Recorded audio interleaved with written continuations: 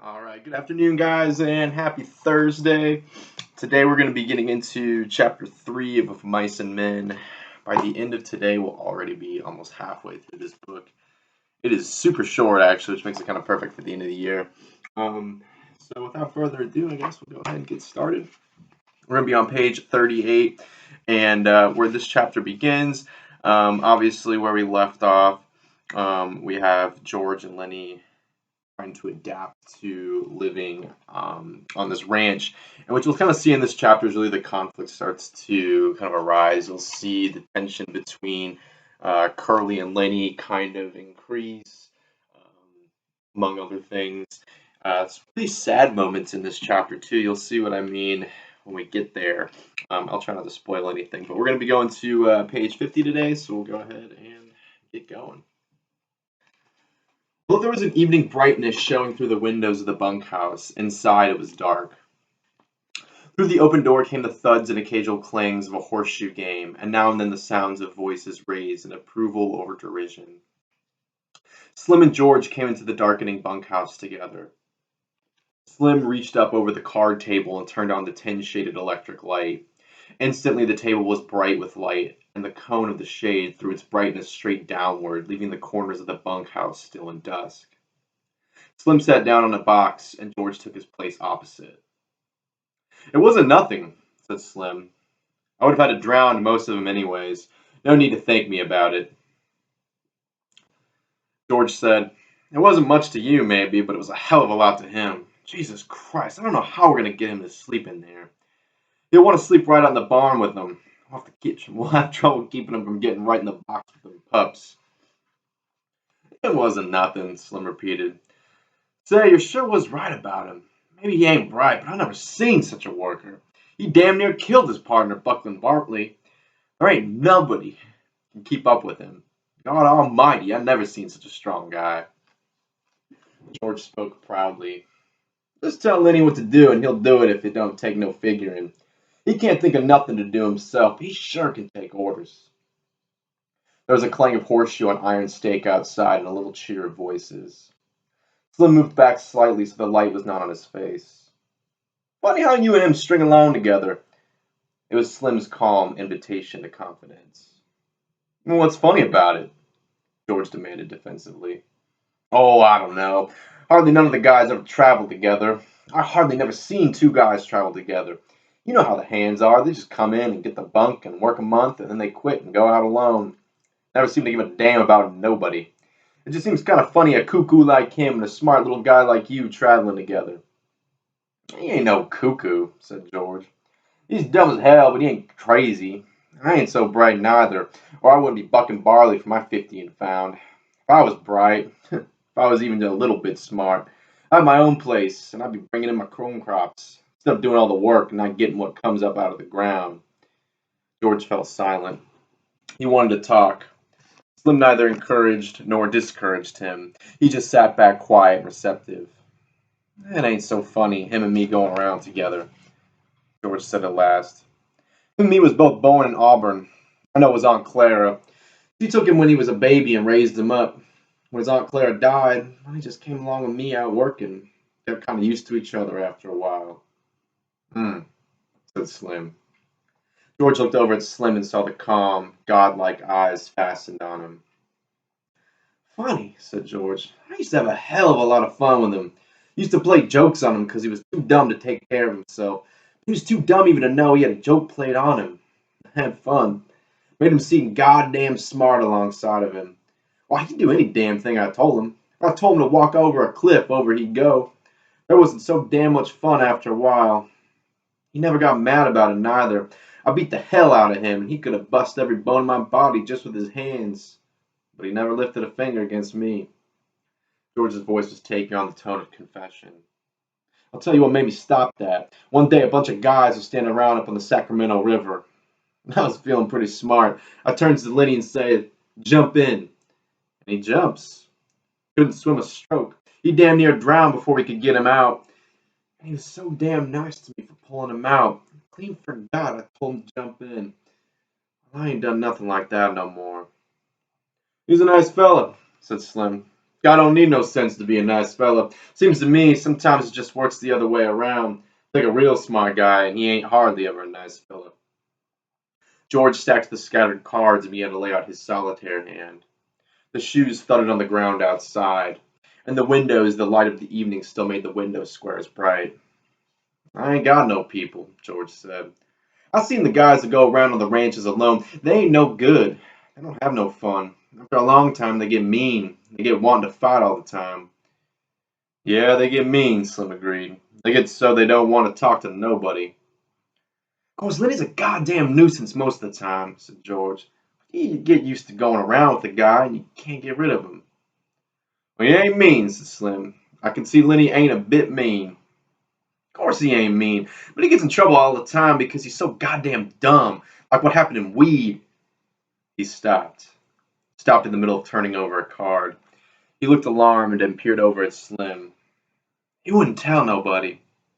What'd he do in Weed? Slim asked calmly. You wouldn't tell? No, of course you wouldn't. What'd he do in Weed? Slim asked again.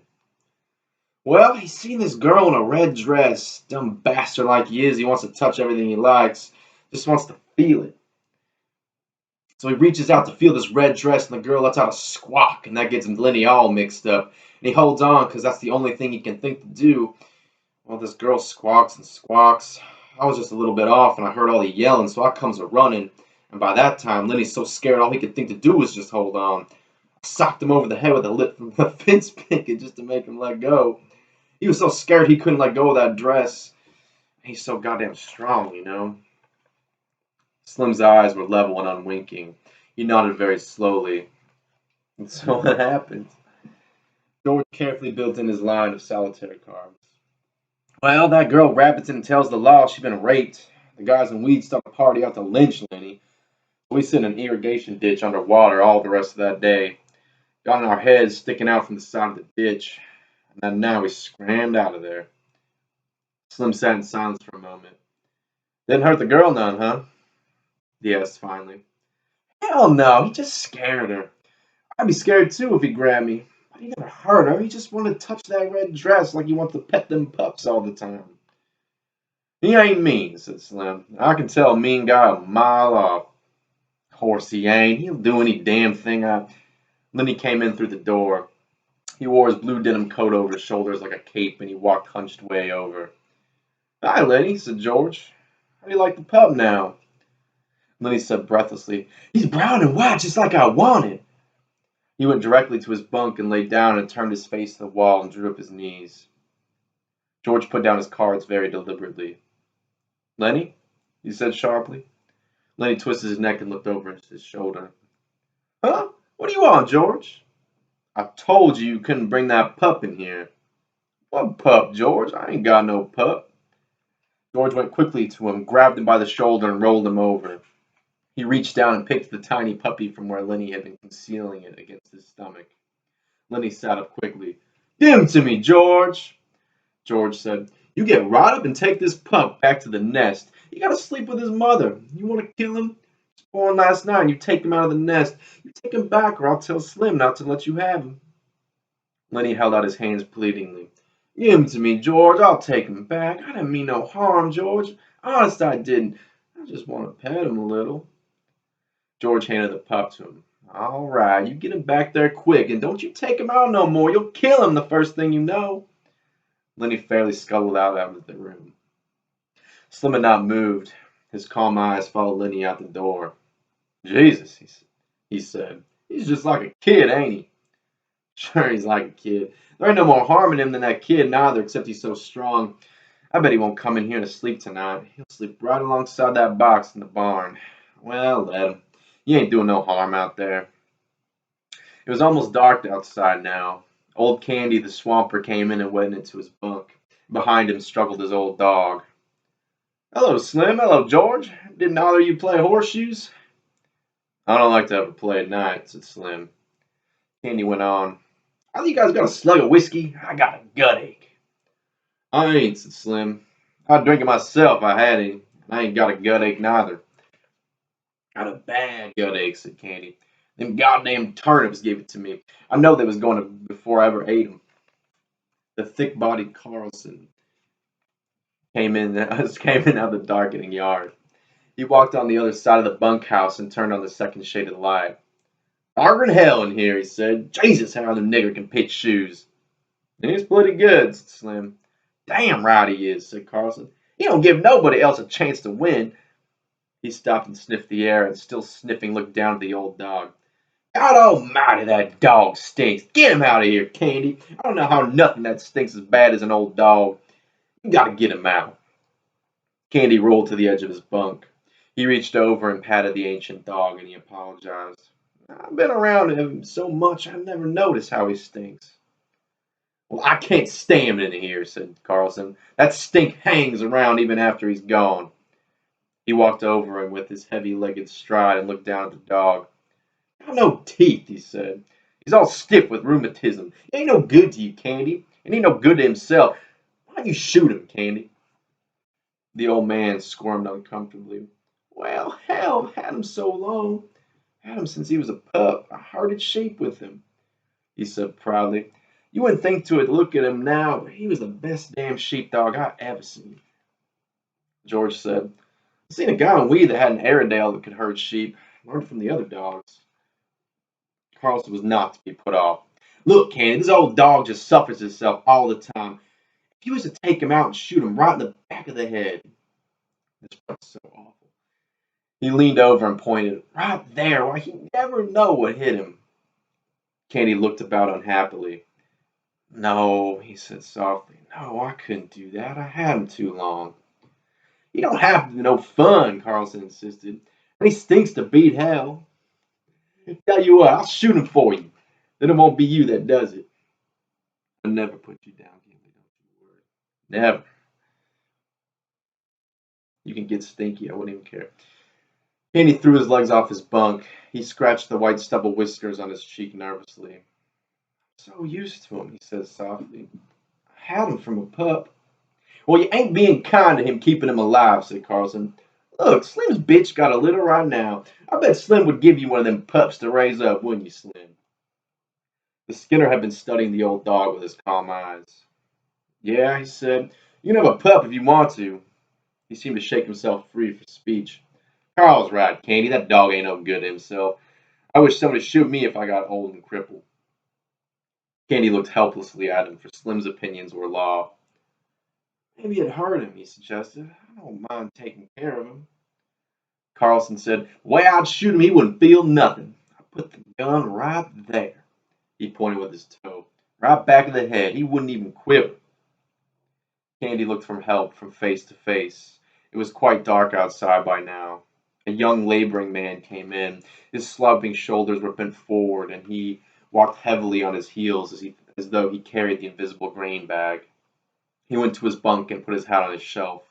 Then he picked a pulp magazine from his shelf and brought it to the light over the table. "I'll show you this, Slim?" he asked. "Show me what?"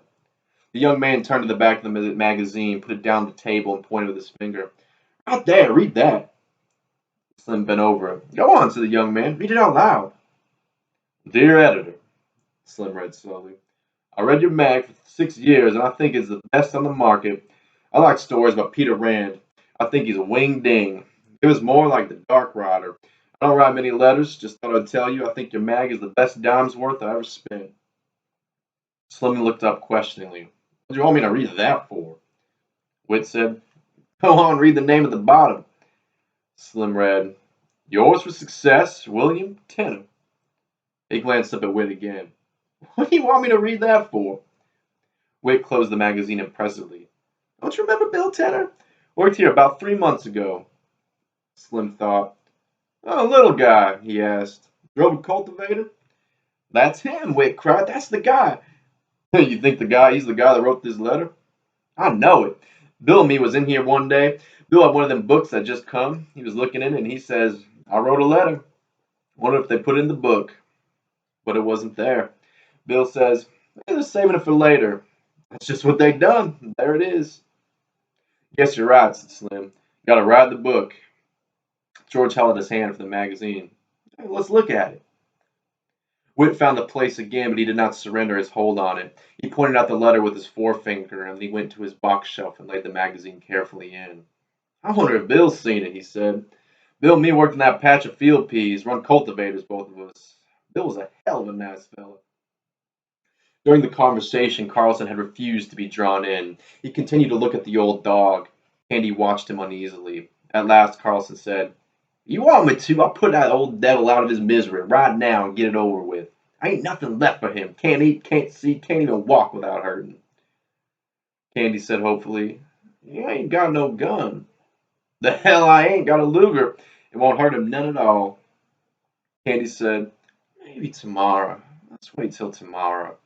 "I don't see no reason for it," said Carlson. He went to his bunk, pulled his bag from underneath it, and took out a Luger pistol. "Let's get it over with," he said. "We can sleep with him stinking around in here." He put the pistol in his hip pocket. Candy looked a long time at Slim to try to find some reversal. Slim gave him none. At last, Candy said softly and hopelessly, "All right, take him." He did not look at the dog at all. He lay back on his bunk and crossed his arms behind his head and stared at the ceiling. From his pocket, Carlson took a little leather thong. He stooped over and tied it around the old dog's neck. All the men except Candy watched him. "Come, boy. Come on, boy," he said gently. And he said apologetically to Candy, "He won't even feel it." Candy did not move nor answer him. He twitched the thong. "Come on, boy." The old dog got slowly and stiffly to his feet and followed, gently pulling leash. Slim said, "Carlson?" "Yeah?" "You know what to do." "What do you mean, Slim?" "Take a shove," said Slim shortly. "Oh, sure, I get you." He led the dog out into the darkness. George followed to the door and shut the door and set the latch gently in its place. Candy lay rigidly on his bed, staring at the ceiling. Slim said loudly, "One of my lead mules got a bad hoof. Gotta get some tar on it." His voice trailed off. It was silent outside. Carlson's footsteps died away, and the silence came into the room, and the silence lasted. George chuckled. "I bet Lenny's right out there in the barn with his pup. He won't have to come in here no more now he's got a pup." Slim said, "Candy, you can have any one of them pups you want." Candy did not answer. The silence fell on the room again. It came out of the night and invaded the room. George said, "Anybody want to play a little euchre?"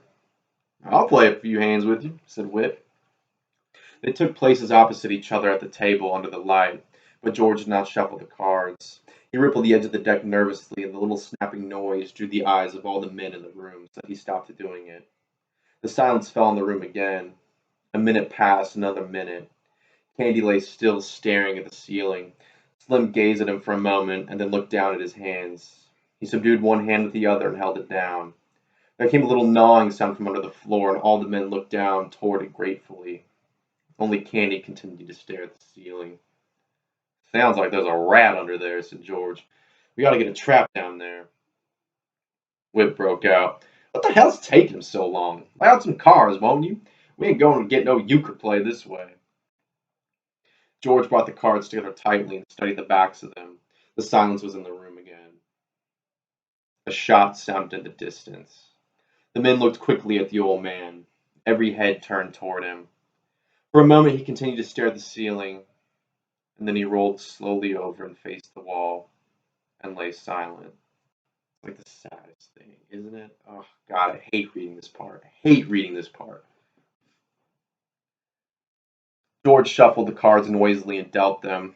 Whit drew a scoring board to him and set the pegs to start. Whit said, "I guess you guys really come here to work." "How do you mean?" George asked. Whit laughed. "Well, you come off Friday. You got 2 days to work till Sunday." "I don't see how you figure," said George. Whit laughed again. "You do if you want to be around these big ranches much. Guy that wants to look over a ranch comes in Saturday afternoon. He gets Saturday night supper and 3 meals on Sunday, and he can quit Monday morning after breakfast without turning his hand. But you come to work Friday noon. You got to put in a day and a half no matter how you figure." George looked at him levelly. "We're going to stick around a while," he said. "Me and Lenny going to roll up a steak." The door opened quietly and the stable buck put in his head, a lean Negro head lined with pain, the eyes patient. "Mr. Slim?" Slim took his eyes from Old Candy. Huh? Oh, hello, Crooks. What's the matter? You told me to warm a towel for that mule's foot. I got it warm. Oh, sure, Crooks. I'll come right out and put it on. I can do it if you want, Mr. Slim. No, I'll do it myself. He stood up. Crooks said, Mr. Slim? Yeah? That big new guy's messing around with your pups out in the barn. Well, he ain't doing no harm. I'll give him one of them pups. I just thought I'd tell you, said Crooks. You take him out of the nest and handle them. I won't do him no good. He won't hurt him, said Slim. I'll come along with him now. George looked up. That crazy bastard's fooling around too much. Just kick him out, Slim. Alright, and that'll do it for today. Real depressing part of the chapter. Tomorrow, character will get a broken hand. There'll be a big bloody fight. And yeah, some stuff will go down. Yeah, I really like this book a lot. I don't know how you guys are feeling about it so far, but I think by the end of it, I think you guys will dig it. Until then, I'll see you guys tomorrow. Have a great rest of your day.